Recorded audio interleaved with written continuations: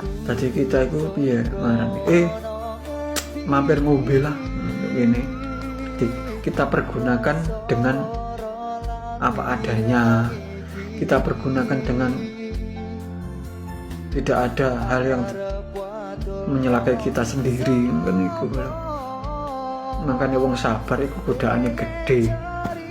Makanya gak sabar kita tidak bisa digoda-goda.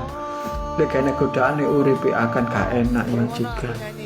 Makanya digoda sampean di tonggo diomongno si A ngene sampean gak trimo, si B ngene sampean bentrok lagi godane sampean lek kuat menanggapi godane iku bakal sing goda sampean akane nyadar diri. Makanya aja digatekno omongane wong mangan relok mangan relok wong iku kok sampean gatekno keliru, sampean gatekno padha karo sampean keliru. Wong mangan ora njaluk wong iku kok sampean gatekno. Makane wong urip kok aja sembrono.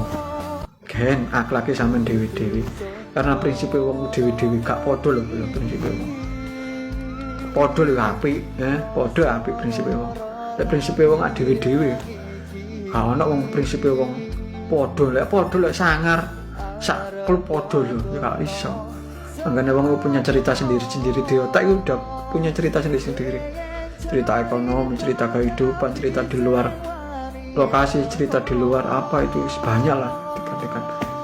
Jadi makanya kita harus ada solusi sama orang yang punya masalah, kita harus bantu.